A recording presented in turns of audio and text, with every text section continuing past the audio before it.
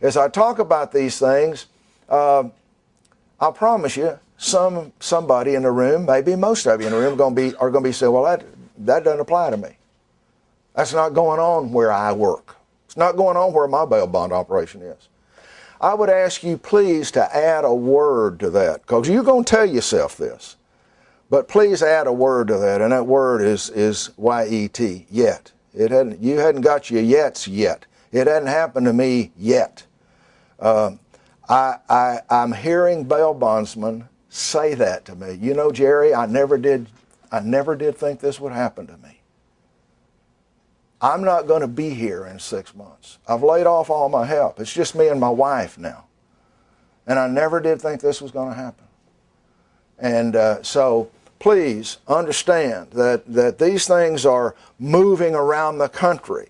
As Mike said, some of these things are beginning to stick their nose under the South Carolina tent. And listen, they've got a mission creep to them, and they just grow as time goes by. And right now, there's some political things going on nationally with the Obama administration that makes these things grow more rapidly than they would otherwise. And so I want to talk to you a little bit about those things. And here again, not looking to frighten you, because I hope to leave you with a message of hope. I hope to leave you with some materials and some things that you can do to help yourself and preserve your future. And so that in years to come, you're in your community, your prestige and your profits and your prominence will increase. What I'm going to say to you doesn't mean you have to go out of business. It may mean you have to go out of business if you don't do something about it. So let's get right into it. I asked Mike to hand out one of these. Did everybody get one of these? This is just the outline that we're going to be following today, and you can kind of go along with me. And I've had them double space it, so if you want to make notes on there, feel free to do that. But this is the format that we're going to be following as we go through these materials this morning. And then let me say, before I get into these forces that are bearing down on the bail business, let me say that I've got at the end of the discussion, I've got a packet of materials to give you. These are like bullets for you to put in a gun to shoot at the enemy that would be trying to put you out of business. They're materials that we've developed specifically for people like you to use to preserve their future. Now, I didn't hand them out before I began talking, because some of them are so good, if I say so myself, that if I handed them out beforehand, I'd be up here talking and you'd be sitting there reading these materials. And you might get the idea that I wasted my airplane fare, that I could have just given you the materials and you could have just read those and there wasn't any need in me coming. Before I'm finished, you may think that anyway, but I promise you would if I gave the materials out first. So I'm going to go through those materials with you at the very end of the presentation, and then you'll get to take those home with you and hopefully look over them more and more. Okay, what is the first one of these things that's bearing down on bail bondsmen today that's causing them so much trouble? Well, of course, the first one that jumps out at us is this sour economy that we're all experiencing right now.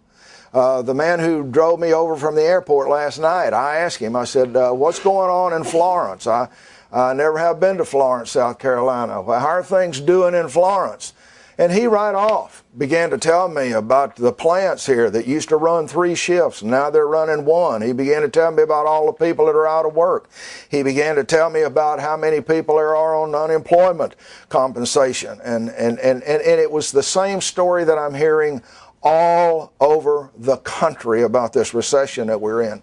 Incidentally, I just read a paper the other day by a man named Val Kecken and about this recession and how this one is different from every one that we've had all the way back to the Great Depression. In the years I've been in the bail bond business, I've seen the industry go through about 3 or 4 of these recessions, and they would. And they would come along and the money would fall off, and then it would hit a trough, and then it would start up again. And those recessions have always gone down, and then pretty soon they'd turn up and they'd go up just as fast as they went down. So you would have maybe a 5% national unemployment rate, and then a recession will come along, you have a 10% unemployment rate for 2 or 3 months, and then in 6 or 8 months you'd be back at a 5% unemployment rate, or maybe a year later. Well, that's not happening now.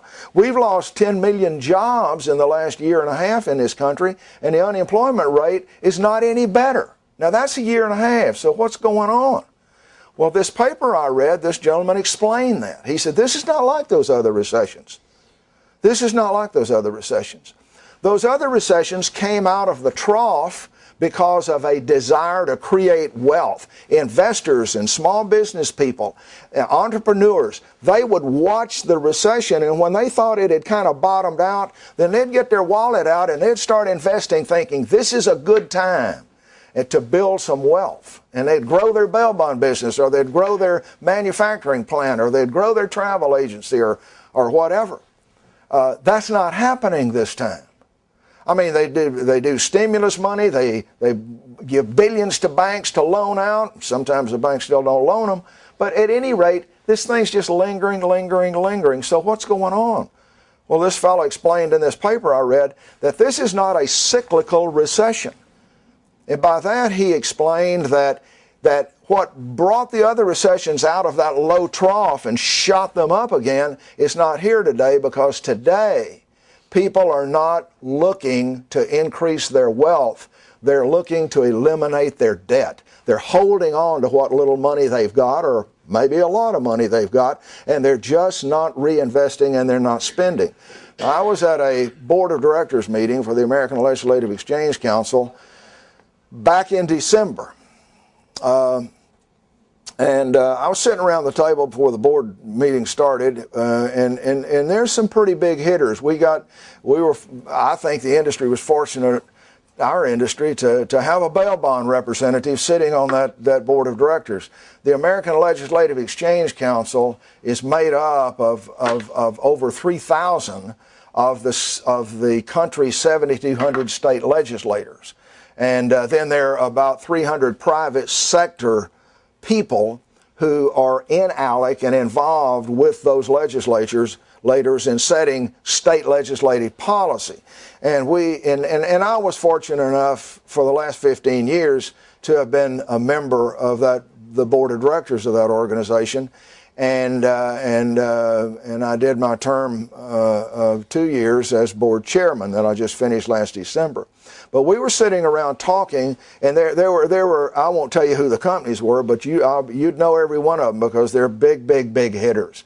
And their top executives were sitting around this table, and I was listening to them talking about what we're talking about right now, this recession, how long it's going to last.